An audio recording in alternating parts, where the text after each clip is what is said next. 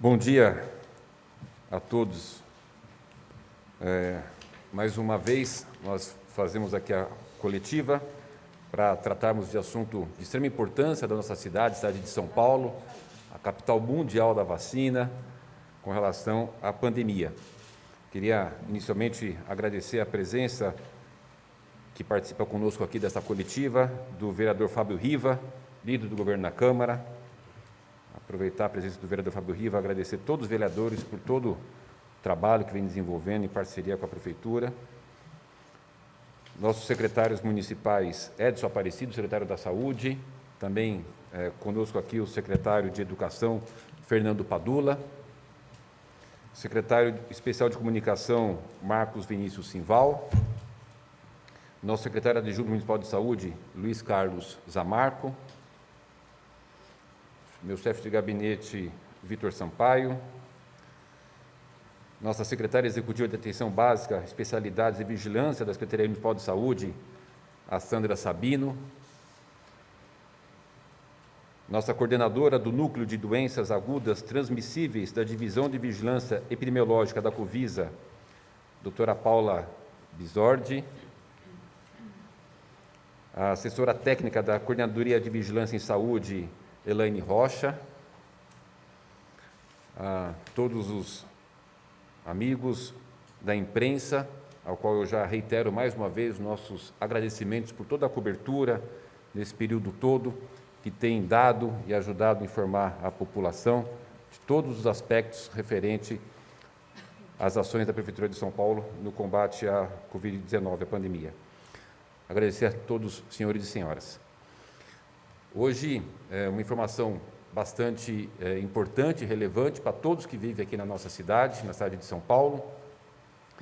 Vocês vão observar dados muito importantes, baseados em técnica, na ciência, elaborado pela nossa equipe da Secretaria Municipal de Saúde, equipe da mais alta qualidade, e que a cidade de São Paulo já percebeu, mas eu quero reiterar, pode ter total segurança de todas as ações da Vigilância Sanitária, da Secretaria de Saúde, da Prefeitura de São Paulo, que foram super acertadas e continuam sendo. Hoje vocês terão a oportunidade de conhecer um estudo profundo com relação a vários temas, inclusive a decisão com relação à questão do uso da máscara agora ou daqui há uns dias da liberação. Quero reiterar, estudo técnico, científico, feito pelos nossos profissionais da Secretaria de Saúde, altamente capacitados e comprometidos com a população da cidade de São Paulo. Por exemplo, quero também fazer um agradecimento muito especial a toda a população de São Paulo, que demonstrou ser uma população que vive aqui nessa cidade, comprometida com a saúde, com a sua proteção, a proteção do próximo.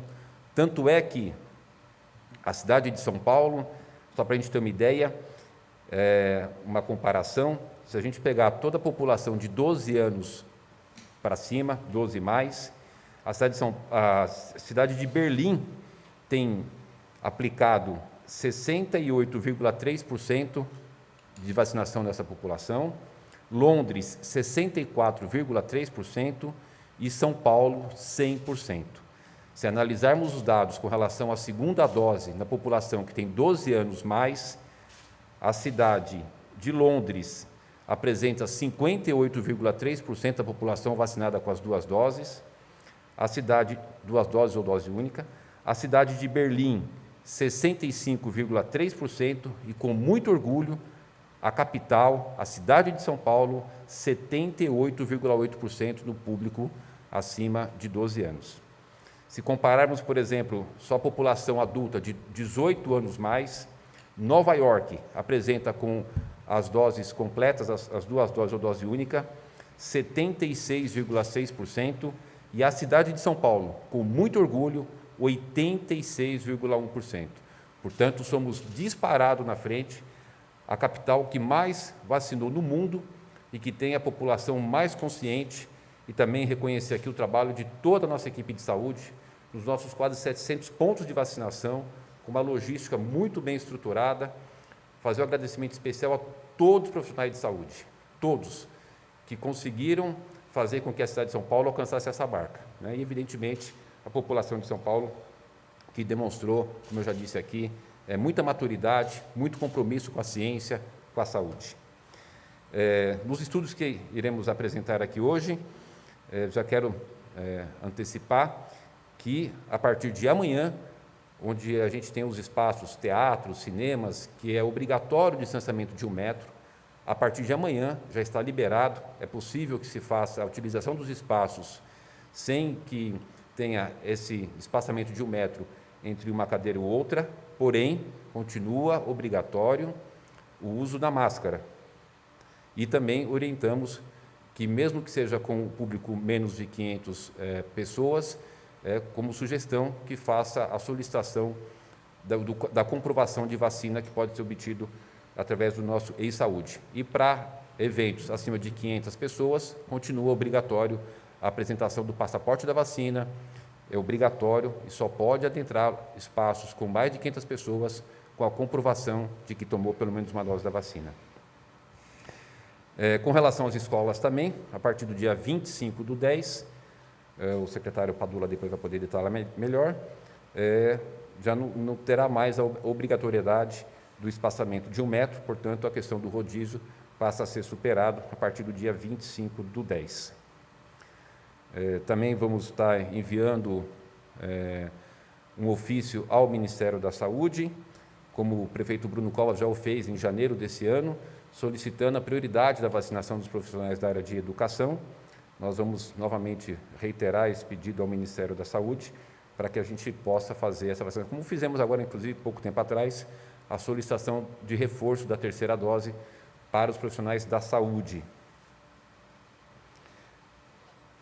Esses são os dados preliminares. Só mais uma informação, que acho que é também importante, com relação à vacinação de reforço, que a gente chama aqui de D3, a vacina de reforço, para as pessoas acima de 60 anos ou mais, nós já aplicamos mais de 617 mil vacinas.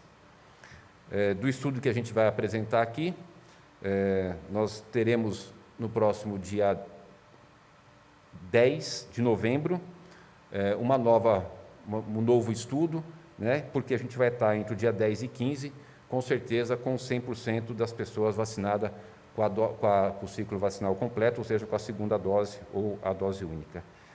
Vocês vão observar que os estudos que serão apresentados aqui vai ser de muita utilidade e ressaltar, não poderia ser diferente de dizer que é um estudo inédito no país, é a primeira vez que é apresentado o estudo com esses critérios que vocês vão presenciar agora. Passo, então, ao secretário Edson Aparecido, para com a sua equipe conduzir aqui as apresentações. Boa tarde, prefeito. Nós estamos aqui hoje com a doutora Sandra Sabino, que é a secretária executiva da Secretaria Municipal em Atenção à Saúde.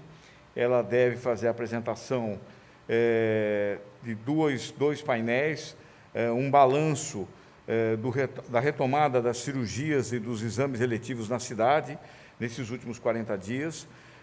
Também fará uma apresentação sobre o aumento da cobertura vacinal em toda a cidade, o esforço que foi feito, além da vacinação da Covid-19. Então, são dois balanços muito significativos. E a doutora Paula Bisordi, que é a nossa coordenadora do Núcleo Epidemiológico da Vigilância Sanitária, ela deve apresentar o último estudo feito pela Secretaria da situação epidemiológica da cidade, com os dados muito pormenorizados, e também o estudo inédito ao qual o prefeito se refere, que é o estudo de rastreamento, monitoramento e testagem de contatos que nós fizemos, que nós estamos chamando de RAST-CoV, que mostram a necessidade e a importância da manutenção das medidas não farmacológicas de prevenção à Covid-19, por enquanto, na cidade de São Paulo. Então, são 4 painéis, né, 2 que tratam da situação epidemiológica e do estudo que foi feito para que nós embasássemos, como disse o prefeito, a questão da utilização da máscara, e os dois balanços, que são o balanço de toda a cobertura vacinal do município e também da retomada das cirurgias e dos exames eletivos. Então, vou passar inicialmente a doutora Paula para que ela faça a apresentação da situação epidemiológica aqui na cidade de São Paulo. Obrigada, secretário, prefeito. Boa tarde a todos. Então, eu vou apresentar para vocês agora a última atualização que nós fizemos da situação epidemiológica da Covid-19 no município de São Paulo e também a atualização dos dados da variante Delta no município. Então, no primeiro gráfico que nós vemos na apresentação, a gente trouxe a distribuição dos casos, o total de casos notificados de síndrome gripal e de síndrome respiratória aguda grave no município de São Paulo. E como a gente pode notar, né, no final do mês de julho e durante o mês de agosto, que foi quando a variante Delta realmente teve um crescimento expressivo aí no município de São Paulo, nós tivemos um aumento nas notificações dos casos de síndrome gripal, mas esse aumento não se manteve. Nós observamos um aumento durante algumas semanas do mês de agosto, mas que não se sustentou, e depois nós observamos novamente uma queda no número dessas notificações e um novo cenário de estabilidade. Quando a gente avalia só os casos confirmados, a gente também consegue ver essa mesma situação de estabilidade.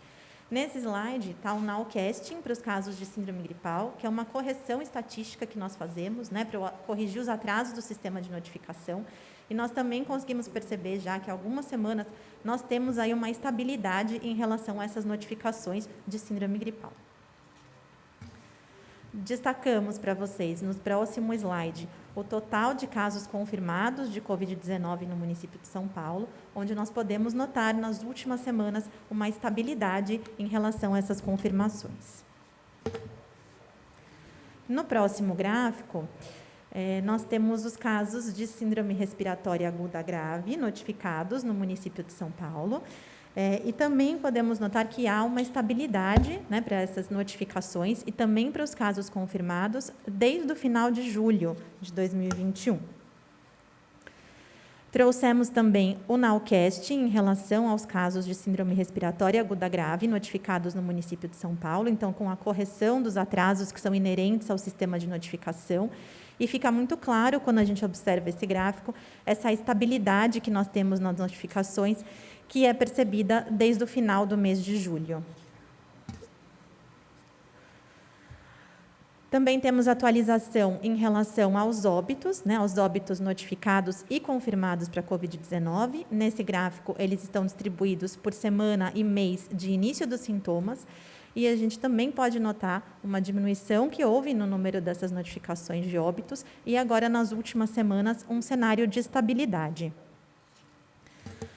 No próximo gráfico, nós destacamos apenas os óbitos que foram confirmados para a Covid-19, distribuídos também por data do início de sintomas, e é possível notar, nas últimas semanas, esse cenário de estabilidade, que se repete também, quando a gente avalia aí no próximo slide, os óbitos distribuídos por data do óbito, por data da evolução, onde a gente já tem algumas semanas em relação à estabilidade desses números. Nesse próximo slide, nós temos a distribuição das taxas de letalidade de síndrome respiratória aguda grave por Covid-19 no município de São Paulo. Nós observamos que tivemos aí um pico em relação a essa letalidade no mês de março, né, que aconteceu durante o pico relacionado à variante Gama, a variante P1.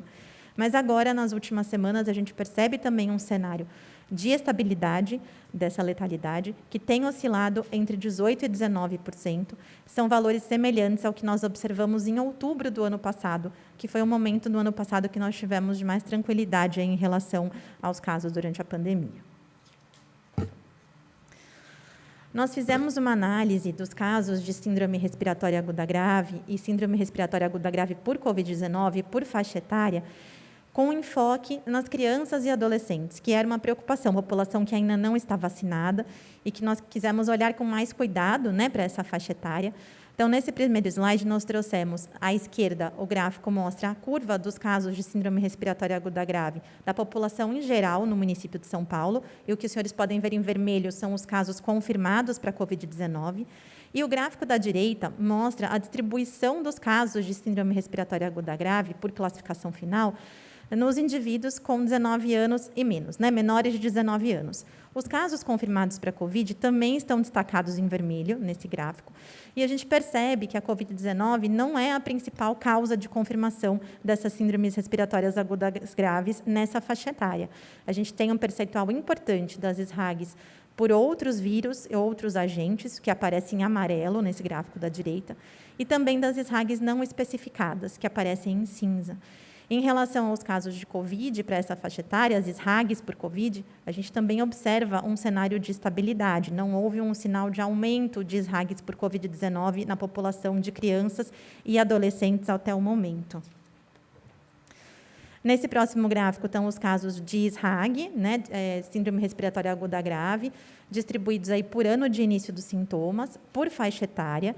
Então, a gente percebe que quando a gente analisa as SRAGs de uma forma geral, observando a população das crianças e adolescentes, há um certo aumento nas notificações, né, em 2021 em relação a 2020, mas aqui estão todas as SRAGs, considerando também as outras causas, né, os outros agentes, os outros vírus e as SRAGs não especificadas.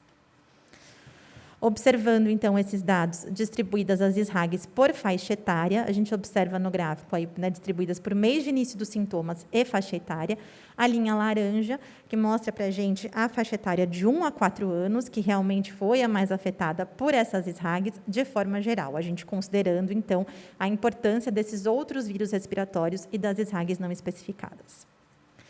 Trouxemos no próximo slide os números que deram origem a esses gráficos, que a gente acompanha quase que diariamente para monitorar a situação da população por faixa etária. E também a distribuição, né, dos casos de SRAG por faixa etária, comparando aí os anos de 2020 e 2021, que temos monitorado quase que diariamente. Agora, no próximo slide, nós temos a distribuição dos casos de SRAG confirmadas por COVID-19, segundo o ano de início dos sintomas e faixa etária. E quando a gente olha os casos especificamente de SRAG por COVID, a gente já vê uma situação diferente. Então, não há uma mudança importante para essa faixa etária, né, das crianças e adolescentes. A gente já não identifica esse aumento que a gente identifica quando olhamos as SRAGs de forma geral. No próximo gráfico, nós fizemos a distribuição desses casos de SRAG por COVID, também por faixa etária, e quando olhamos, então, para os diagnósticos especificamente de COVID-19, não há tendência de aumento, né, para esses casos de COVID para a população menor de 19 anos. Trouxemos também os números, né, a distribuição por faixa etária, que deram origem a esses gráficos e que a gente acompanha aí diariamente, distribuídos por faixa etária, por mês e por ano de início dos sintomas. E, por fim, em relação a essa análise das faixas etárias, nós fizemos uma distribuição dos casos de SRAG hospitalizados nesses indivíduos aí de 0 a 19 anos, e a gente nota que o que impacta mesmo nesses dados são as SRAGs não especificadas. Existe uma tendência de aumento discreta nos últimos meses para as SRAGs causadas por outros agentes e outros vírus respiratórios, mas as SRAGs por COVID, que é a linha vermelha no gráfico, a gente não observa realmente uma tendência de aumento, a gente tem um cenário estável, aí não há, no momento, tendência de aumento de SRAGs por COVID para essas faixas etárias de crianças e adolescentes. Trouxemos também uma atualização em relação aos surtos de síndrome gripal. Então, nesse primeiro gráfico, nós temos a distribuição desses surtos de síndrome gripal por semana e mês do início dos sintomas e por local de ocorrência.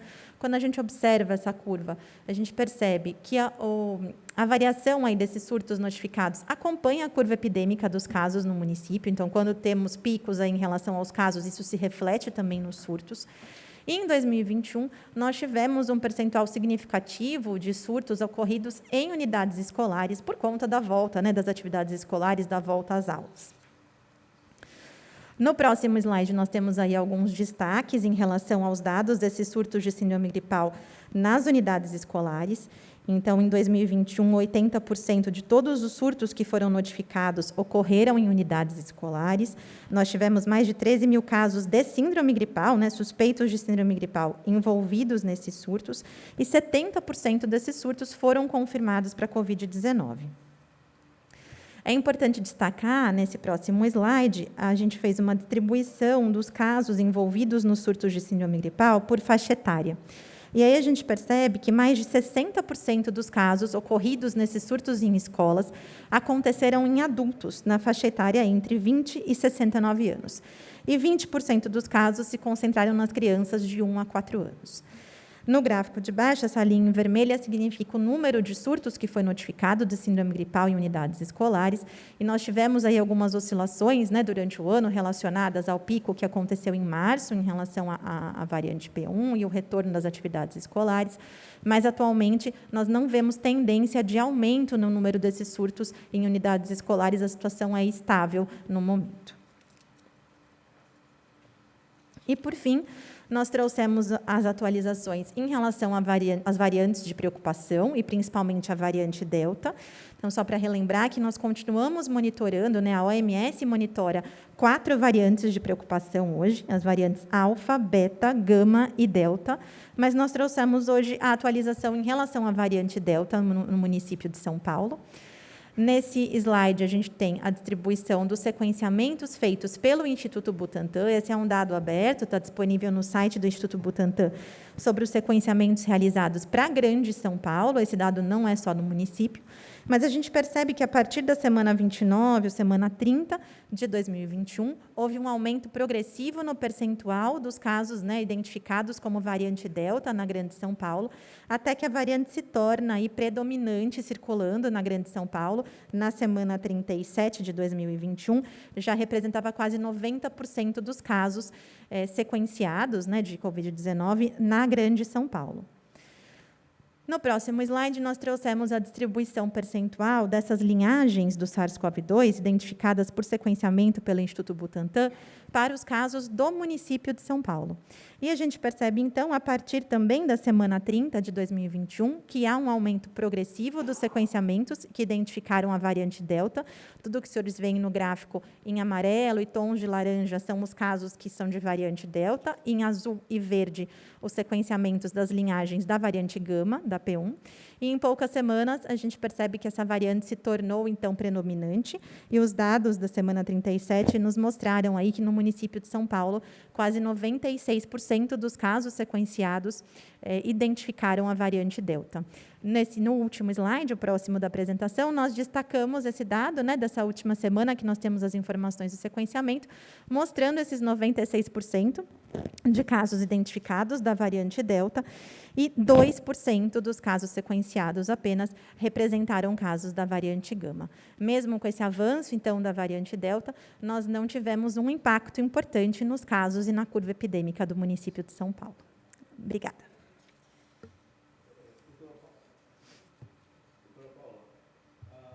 Já poderia, na sequência, você apresentar o estudo o Raskov, que foi o estudo que nós fizemos em relação à questão das máscaras. Acho que você já pode fazer na sequência, e depois a doutora Sandra faz as outras 2 apresentações. Tá bom, obrigada, secretário.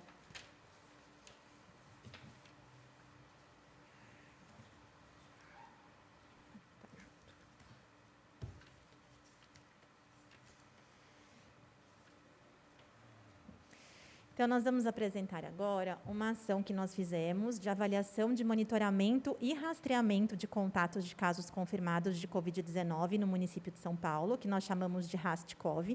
Então, foi um monitoramento e testagem de contatos de caso de Covid-19, feito nesse novo contexto da pandemia no município, onde predomina a circulação da variante Delta, e nós temos a população adulta vacinada. Então, qual a importância, né, do rastreamento, do monitoramento e da testagem de contatos? Então, esse rastreamento e o monitoramento dos casos e contatos de Covid-19 é uma das medidas estratégicas para que a gente consiga reduzir a transmissão da doença, né? E essa estratégia ela é muito importante, né, de ser feita desde a suspeita de um caso de Covid-19. Essa estratégia de rastreamento, monitoramento e também quarentena dos contatos possibilita que a gente identifique e isole novos casos, né, e previna o surgimento de casos secundários a partir de um caso índice que foi confirmado. Qual a definição, então, desses contatos? Quem são os contatos próximos dos casos suspeitos ou confirmados de Covid-19? Então, contato é qualquer pessoa que esteve em contato próximo a um caso de Covid-19 no período de transmissibilidade desse caso. que acontece entre 48 horas antes do início dos sintomas até 10 dias após a data do início dos sintomas. E nós consideramos, então, esses contatos próximos, as pessoas que estiveram a menos de 1 metro de distância do caso, por um período mínimo aí de 15 minutos, estando ambos sem utilizar máscara de proteção ou utilizando a máscara de forma não adequada, né, de forma inadequada. Também são considerados, então, contatos próximos as pessoas que tiveram um contato físico direto com o caso de Covid, então, um abraço ou um aperto de mãos, por exemplo.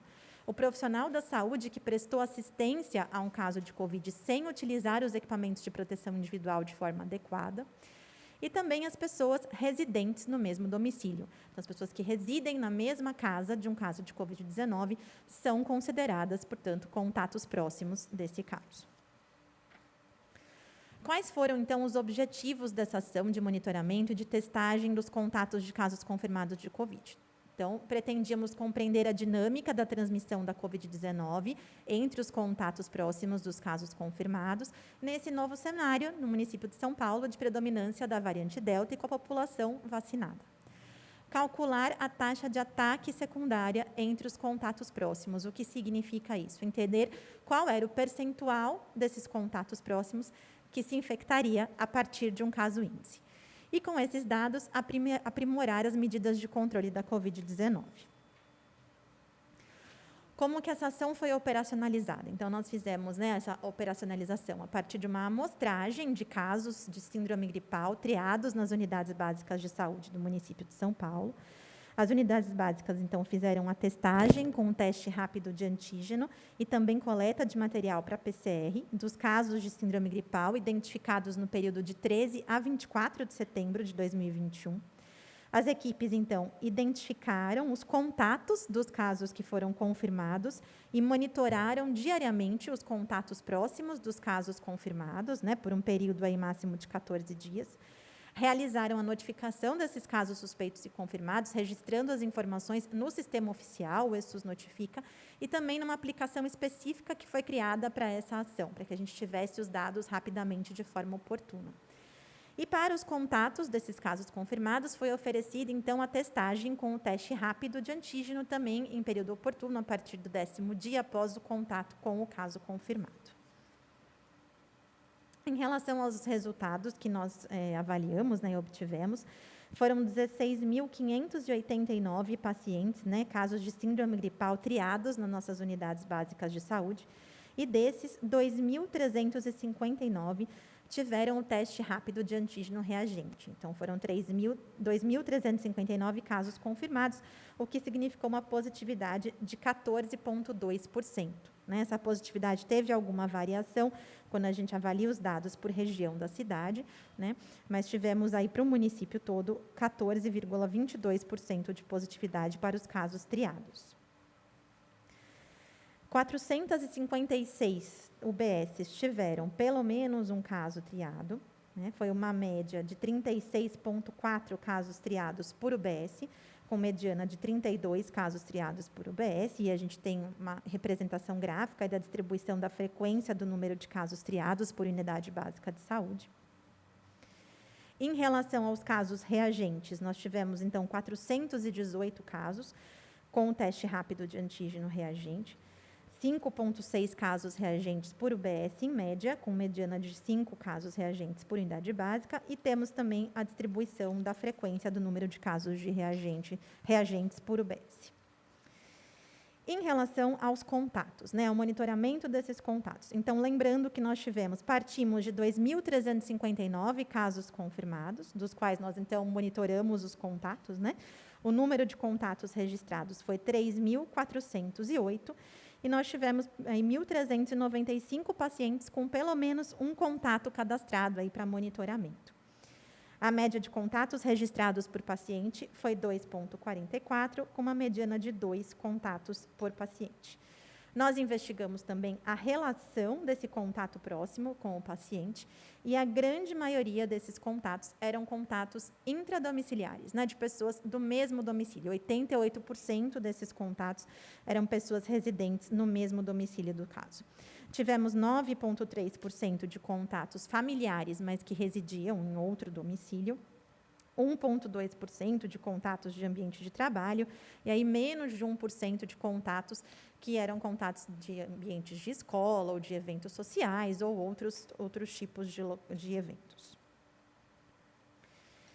Em relação à avaliação, então, desse monitoramento, para esses 3.408 contatos que foram monitorados, foram cadastrados 15.611 monitoramentos, lembrando que esses contatos foram monitorados diariamente por um período máximo de 14 dias. Nós tivemos aí praticamente 80% dos contatos com algum monitoramento registrados. A média de monitoramentos realizados foi de 5,7 por contato, com uma mediana de 6. Para os contatos desses casos confirmados de Covid-19, existe, então, a orientação de quarentena desses contatos, para que a gente consiga interromper a cadeia de transmissão da doença. E nós investigamos, então, o status da quarentena desses contatos que foram monitorados. Em relação ao status da quarentena, 66,4%, dos contatos permaneciam em quarentena quando foi avaliado aí esse monitoramento. Então, seguiram as orientações de quarentena, as orientações fornecidas pelas unidades básicas de saúde. 12,1% dos contatos referiram que não permaneceram em quarentena e tivemos aí 21% sem informação em relação ao status dessa quarentena. Investigamos também os motivos para que não fosse realizada essa quarentena dos contatos. 6,2% referiram que não fizeram a quarentena por dificuldade financeira ou por serem autônomos e não poderem parar de trabalhar. Em 8,3% desses contatos, o empregador não aceitou esse afastamento, em relação ao contato. 40% dos contatos referiram que não permaneceram em quarentena por opção pessoal. 3,7% dos contatos referiram que não fizeram a quarentena porque acharam que não havia necessidade, já que já estariam vacinados contra a Covid-19. E quase 41% aí relataram outros motivos diversos para não permanecerem em quarentena. Com esses dados, nós pudemos calcular, então, qual foi a taxa de ataque secundário entre esses contatos. Então, o percentual desses contatos que se infectaram a partir desses casos índices.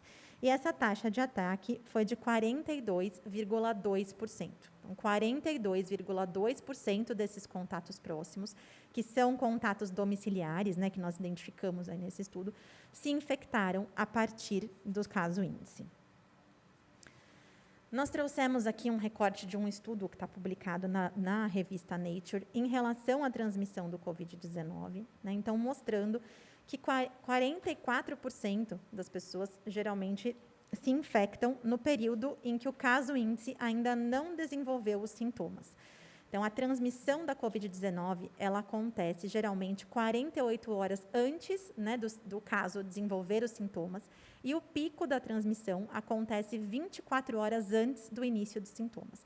E esse estudo nos mostra que, então, 44% desses casos secundários se infectaram nesse período pré-sintomático dos casos. Por isso, é tão importante essas orientações do isolamento e da quarentena de contatos. E quais foram, então, as conclusões e as recomendações que a gente pode fazer a partir dessa avaliação? Então, considerando que nós tivemos essa taxa de ataque de 42,2% dentre os contatos domiciliares, e lembrando que o início da transmissão vai acontecer 48 horas antes do início dos sintomas, e o pico dessa transmissão acontece 24 horas antes do início dos sintomas. Isso reforça para nós a importância da gente ter uma orientação adequada de isolamento precoce dos casos suspeitos. Então, o caso ser realmente identificado precocemente e isolado precocemente. E da orientação do monitoramento e da quarentena dos contatos próximos. Lembrando que esses contatos, se infectarem, vão começar a transmitir a doença antes de terem os primeiros sintomas. Por isso que é tão importante essa orientação da quarentena desses contatos. E, além disso, lembrando que essa taxa de ataque que nós calculamos, o que a gente conseguiu de informações com essa ação, era principalmente de contatos intradomiciliares, então, pessoas que, como a gente lembrou lá no começo da definição de contato próximo, são contatos íntimos que ficam muito próximos, por mais de 15 minutos, sem usar a máscara. A importância da manutenção dessas medidas não farmacológicas de prevenção, principalmente o uso da máscara, que é um aliado muito importante para evitar a transmissão da doença. Obrigada. Muito bem, secretário Edson Aparecido, só ressaltando então que, baseado nos estudos elaborados pela Secretaria de Saúde, a cidade de São Paulo não vai, nesse momento, fazer a liberação com relação à exigência de uso da máscara, e que nós só poderemos ter, no próximo dia 10 de novembro, no mínimo, até o dia 10 de novembro, um novo estudo que possa trazer uma nova posição. Então, enfatizando, de acordo com os estudos apresentados aqui pela Secretaria de Saúde, que a doutora Paula Bisoli acabou de apresentar, na cidade de São Paulo permanece o uso obrigatório de máscara. Muito bem, prefeito. Passar então a doutora Sandra Sabino, que vai fazer a apresentação, o balanço então da retomada dos exames e cirurgias eletivas na cidade, que nós fizemos no Avança Saúde nos últimos 40 dias, e posteriormente também um balanço do avanço da cobertura vacinal em toda a cidade. Obrigada, secretário. Boa tarde a todos. Nós vamos falar agora um pouquinho sobre retomada das atividades da Secretaria Municipal de Saúde, de acordo com os dados que a doutora Paula acabou de passar, de estabilidade da situação da Covid-19 aqui no município. Então, nós podemos já discutir um pouco a volta das ações. Então, o Avança Saúde, Cirurgias e Exames, ele teve início no dia 2 de agosto, e nós vamos falar um pouquinho dessas atividades, que são cirurgias e exames, desde o início de 2021.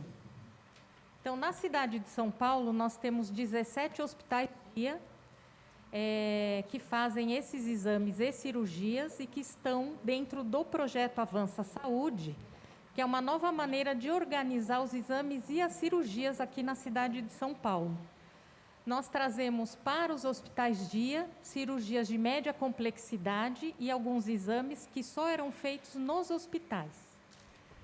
Então, em 2021, desde o início do ano, nós fizemos, comparando 2019, 20 e 21, nós já fizemos até julho de 2021, com relação a consultas de especialidades aqui na capital, quase 50% do realizado em 2019. Portanto, mostrando uma retomada quase integral do que era feito antes da pandemia. Os procedimentos ambulatoriais nos HDs também demonstram uma retomada. Ou seja, comparando 2019 a janeiro a julho de 2021, nós já realizamos 47% do total de procedimentos ambulatoriais de todo o ano de 2019, indicando quase a retomada integral dos procedimentos ambulatoriais antes da pandemia.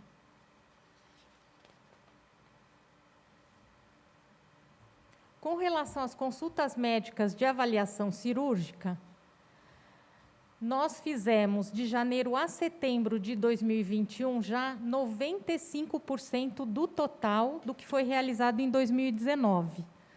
O que significa que nós estamos fazendo mais cirurgias esse ano do que antes da pandemia, portanto, dando um incremento desse procedimento aqui na cidade de São Paulo. Os procedimentos hospitalares cirúrgicos realizados também, comparativamente, antes da pandemia e neste ano de 2021, nós já fizemos 50% do que foi realizado em 2019, indicando números iguais aos de antes da pandemia. Agora, especificamente ao projeto Avança Saúde, os principais objetivos são reduzir as filas de espera e o tempo de espera para cirurgias e exames contemplados no Avança Saúde, que, como eu expliquei, são exames e cirurgias que antes eram realizadas somente em hospitais e que a gente teria uma grande necessidade aqui na capital. Realizar cirurgias nos HDs 24 horas de maior porte ou dos pacientes idosos e com comorbidades que necessitam ficar internados. Então, todos esses HDs, e desses 5 já são 24 horas, com leitos de internação, onde o paciente pode se recuperar nesses equipamentos até a alta.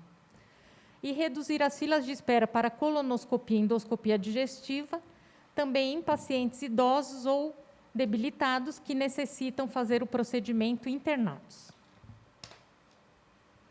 Agora, os resultados específicos do Avança Saúde, né, do período de 2/8 a 3/10, nós temos as cirurgias que seriam feitas antigamente somente em hospitais e foram realizadas nesses hospitais-dia. Então, nós fizemos do dia 2/8 a 3/10, 9.715 cirurgias, o que já é um montante de 49% do que foi realizado em 2019. Quanto à avaliação pré-cirúrgica, nós tínhamos na fila de espera para a cirurgia, no início do programa, em 2 de agosto, 66.567 pacientes aguardando, e já conseguimos avaliar 20.210 pacientes, havendo uma retirada, uma redução de 30% dessa fila desde o início do programa.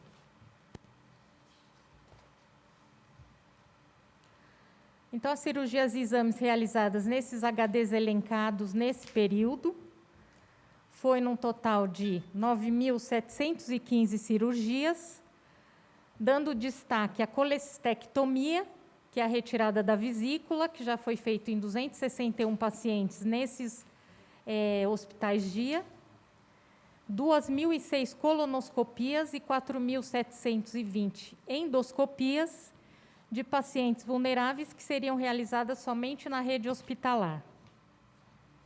Então, como resumo desse período, lembrando que são apenas 60 dias de Avança Saúde, nós já fizemos avaliação cirúrgica de 20.210 pacientes, reduzimos as filas de espera do início do projeto para a cirurgia geral em 21%, para colonoscopia em 53%, para endoscopia 68%, realizamos 9.715 cirurgias, fizemos procedimentos diagnósticos cirúrgicos, 7.292 procedimentos e 261 colecistectomias, que, como eu disse, eram realizadas em hospitais.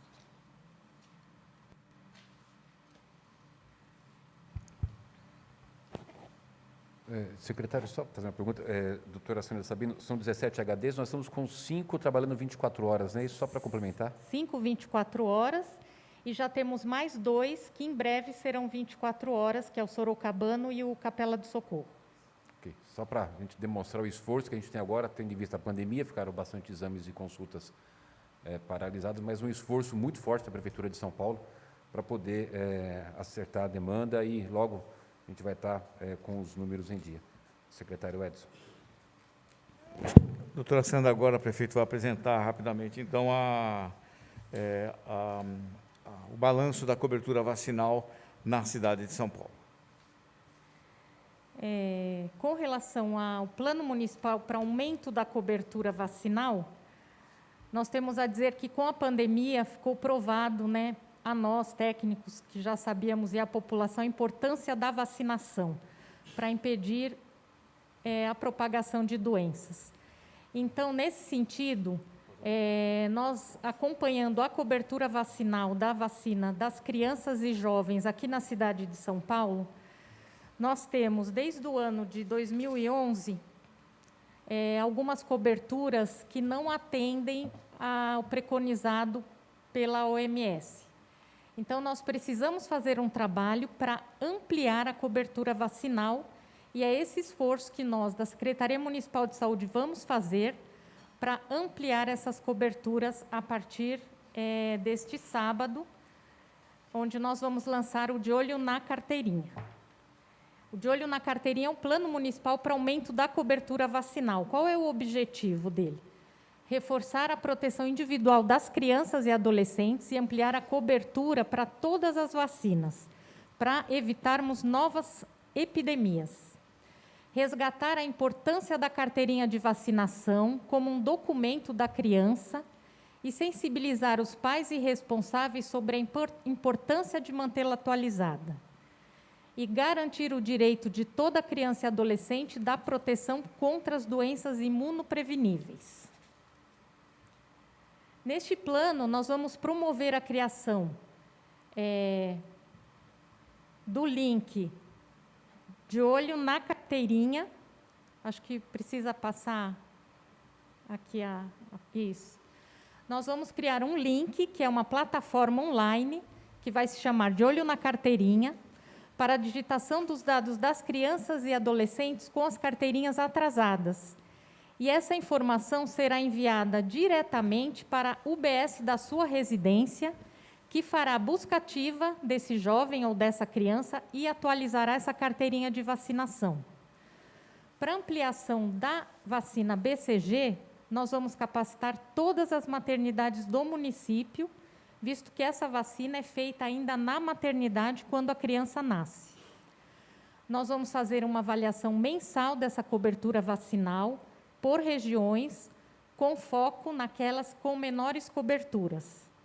Vamos avaliar, supervisionar e monitorar ponto a ponto os dados das aplicações nas salas de vacina, públicas e privadas, desde a aplicação até o registro do Sistema Federal, que é o SIPNI.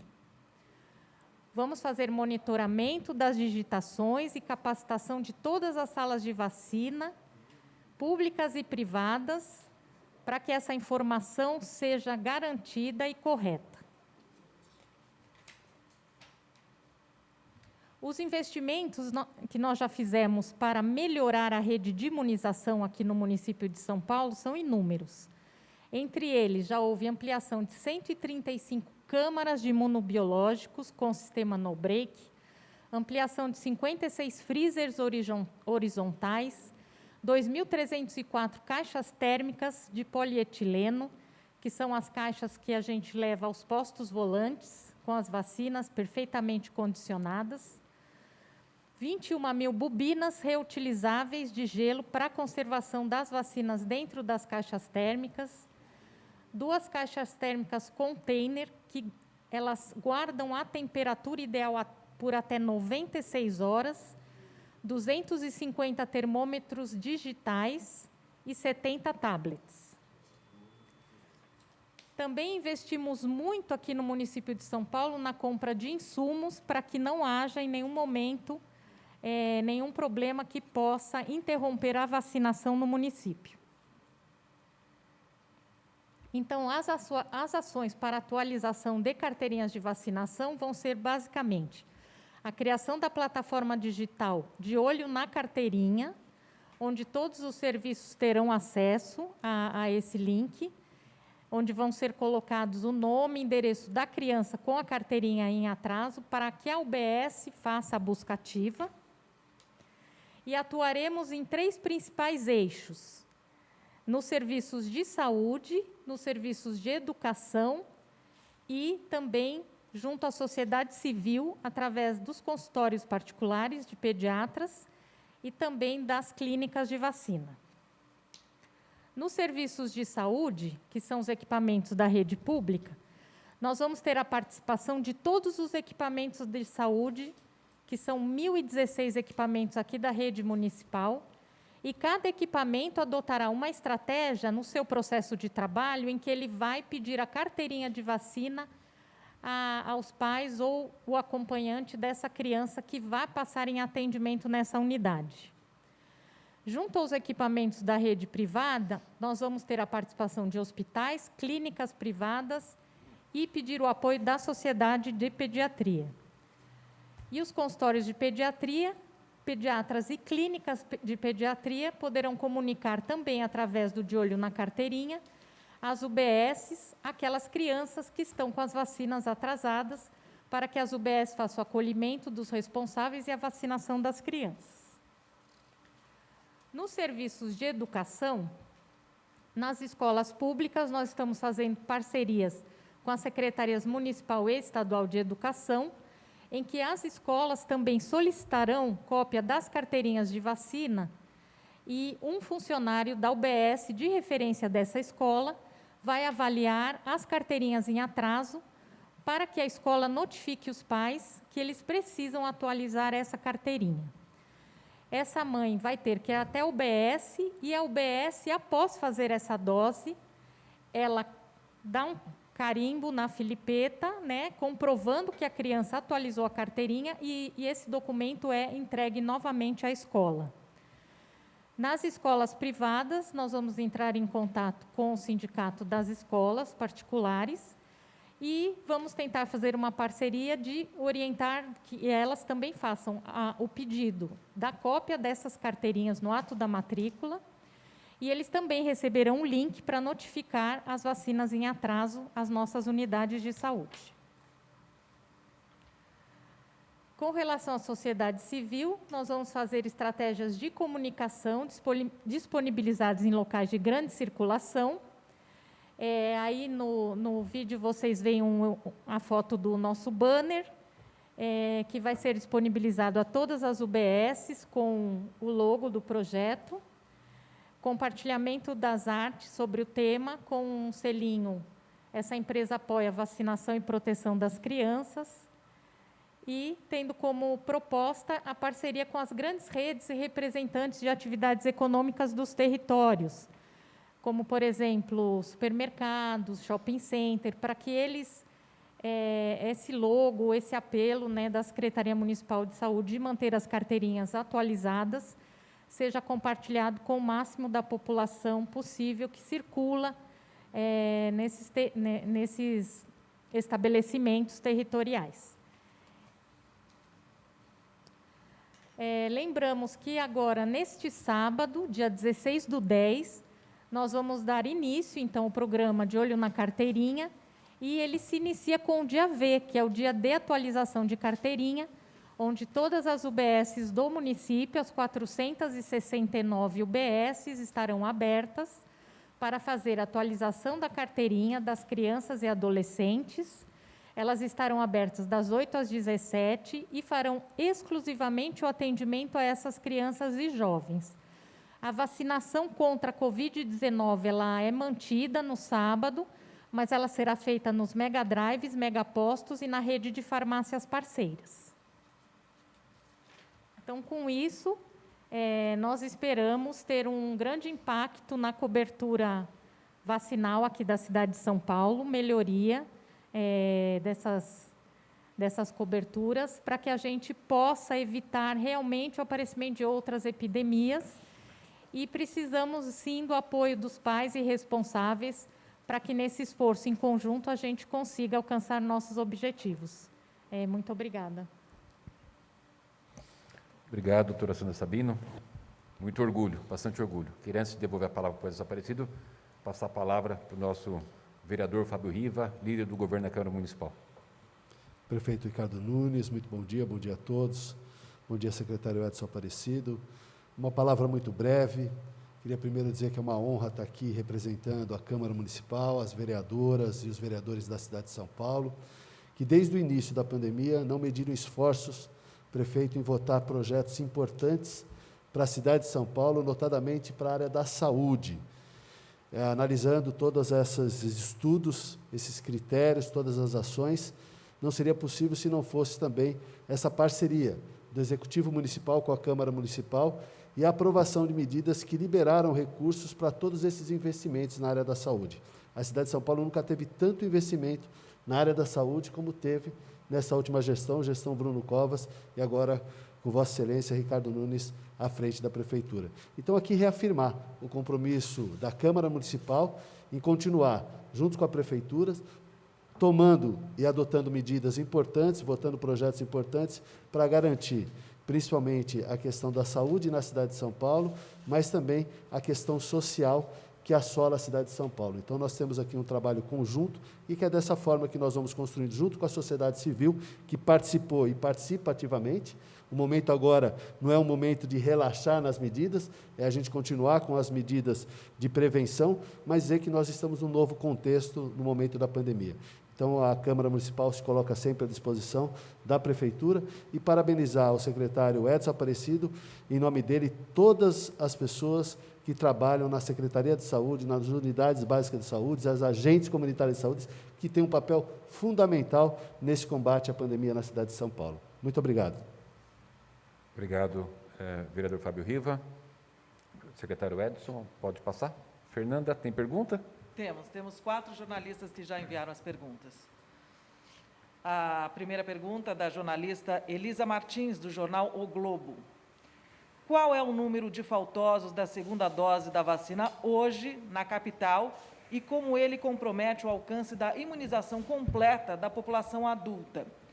Além disso, com o andamento da campanha, qual é a previsão da Prefeitura para a conclusão da vacinação de toda a população adulta na cidade com as 2 doses?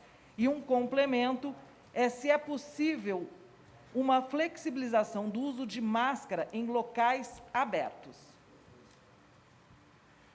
Bom, nós temos hoje 533.935 pessoas, são chamados faltosos, com mais de um dia para tomarem a segunda dose. A cidade alcançou ontem 86% da população adulta com a segunda dose, ou seja, com a imunização completa. Temos feito um esforço muito grande de busca ativa todos os finais de semana, onde, inclusive, nesses feriados, por exemplo, tivemos todas as nossas unidades abertas nesse esforço de busca ativa. Normalmente, esse número tem se mantido elevado por conta de que agora nós estamos fazendo a vacinação de D2, também de grupos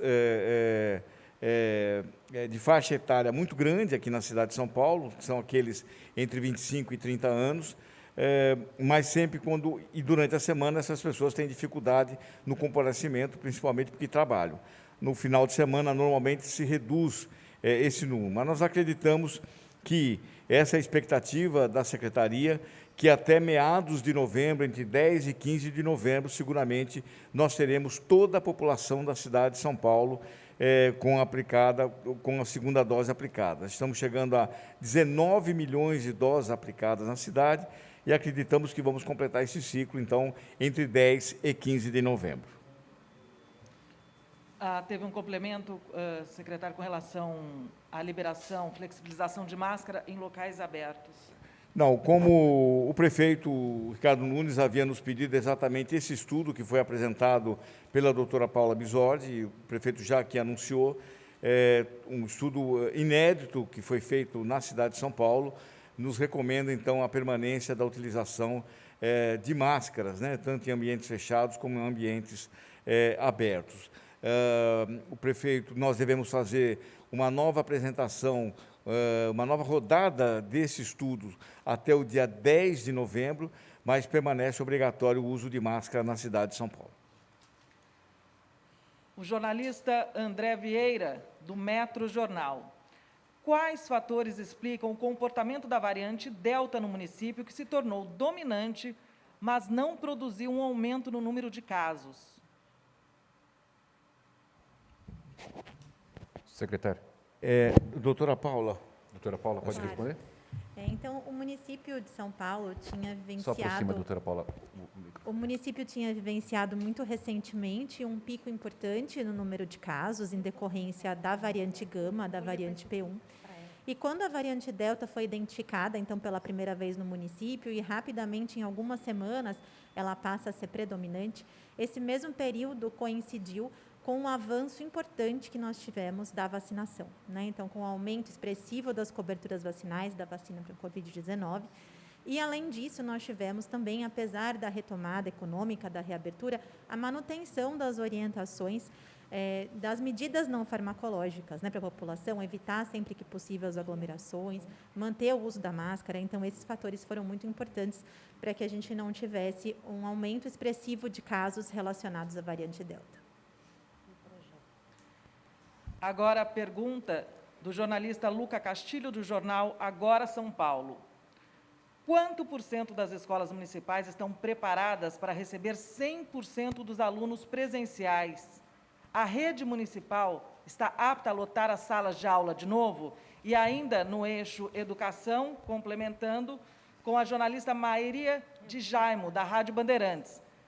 A Prefeitura de São Paulo pretende tornar a presença de alunos obrigatória nas escolas municipais e a partir de quando essa presença se torna obrigatória, e aí ela coloca que como isso irá se proceder, já que existe uma lei de agosto de 2020 que exige que a presença seja opcional enquanto durar o período de emergência ocasionado pela pandemia.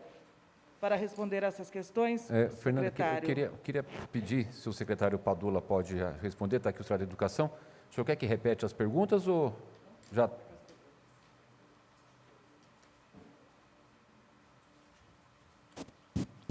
Estava prestando atenção, então muito bom. Bom, então, só para responder as duas indagações, só queria lembrar, como dizia o prefeito Bruno Covas e o prefeito Ricardo Nunes, nós aqui na cidade de São Paulo seguimos a saúde e a vigilância sanitária. Assim tem sido durante toda a pandemia e continua agora. Queria só fazer um breve retrospecto. Quando foi necessário fechar as escolas, foram fechadas as escolas. Quando foi autorizado abrir as escolas, foram abertas as escolas, com 35%. Depois veio a segunda onda e foi recomendado o novo fechamento, antecipamos o recesso escolar e, quando foi autorizado novamente pela saúde e pela vigilância sanitária, foram reabertas. Inicialmente com 35%, posteriormente autorizando no limite da capacidade física, respeitando 1 metro, o que obrigava a ter um rodízio de estudantes. E aí, isso a partir do dia 2 de agosto e, posteriormente, em setembro, ampliado para as creches para 100% do atendimento. Neste momento, como vocês viram na apresentação do secretário Edson, da doutora Sandra e da doutora Paula, a área da saúde está dizendo que não há necessidade de 1 metro, e há necessidade de uso da máscara. O que isto impacta na área de educação? Não haverá mais rodízio nas escolas municipais. Portanto, todos os alunos podem ser atendidos todos os dias. E aí, respondendo às duas questões. Uma, com relação às escolas. Nós temos, das 1.500 escolas, 19 escolas que têm problemas físicos. Estas, claro, que nós não vamos atender os alunos presencialmente. Esses alunos vão continuar com atendimento online. A Secretaria de Obras está fazendo as licitações para essas obras e estas intervenções. Algumas escolas são algumas salas, outras a escola como um todo. A pergunta da Maíra, a própria pergunta dela já traz a resposta, porque existe uma lei na cidade de São Paulo em que é facultativo aos pais encaminhar os alunos para as escolas. Portanto, nós seguiremos a lei na cidade de São Paulo e continua sendo facultativo para os pais. Cabe lembrar que é facultativo, mas terão que assinar um termo de responsabilidade, pegar as atividades impressas na escola e se comprometer a que os filhos assistam aos vídeos que a Secretaria produziu, mais de 600 vídeos com as aulas, para que eles tenham o acompanhamento pedagógico em casa. Secretário, acho que era bom só reforçar que a partir do dia... A partir do dia 25, prefeito, portanto, a saúde está dizendo, pode ser a partir de sábado, mas nós estamos dando uma semana para as escolas se organizarem e, portanto, a partir do dia 25, não existe mais o rodízio nas escolas da rede municipal de ensino. Obrigado, secretário. Nenhuma mais? Doutora Paula, deseja fazer alguma consideração final? Obrigada. Acho que é só reforçar que a vigilância epidemiológica segue trabalhando. A gente vai continuar monitorando aí os casos e os surtos de síndrome gripal diariamente, né, para ter informação de forma oportuna e tomar as ações necessárias caso haja alguma mudança aí na situação. Ok. Então, só reforçando aqui o que a doutora Paula falou, a decisão da cidade de São Paulo foi baseada nos estudos, como bem o secretário Edson Aparecido ressaltou, é inédito no Brasil o estudo apresentado aqui e, portanto, que nos indica, pelos estudos, de que nós devemos manter a obrigatoriedade do uso de máscaras e, a partir do dia 10 de novembro, será apresentado novo estudo para tomar aí, então, uma nova decisão, eventualmente, com relação aos dados que iremos obter. Vereador Fábio Riva, alguma consideração? Nenhuma. Doutora Sandra Sabino. Eu queria aproveitar e reforçar os pais e responsáveis para que levem as crianças nesse sábado ao posto de vacinação, para atualização das carteirinhas. Vamos juntos impedir, né, que as nossas crianças adoeçam, para que elas voltem às escolas com muita saúde. É o que eu desejo. Secretário Edson? Perfeito. Ok. Muito obrigado a todos. Lembrando, continua o uso de máscara, vacinação. Um abraço a todos, tenham uma boa tarde. Obrigado.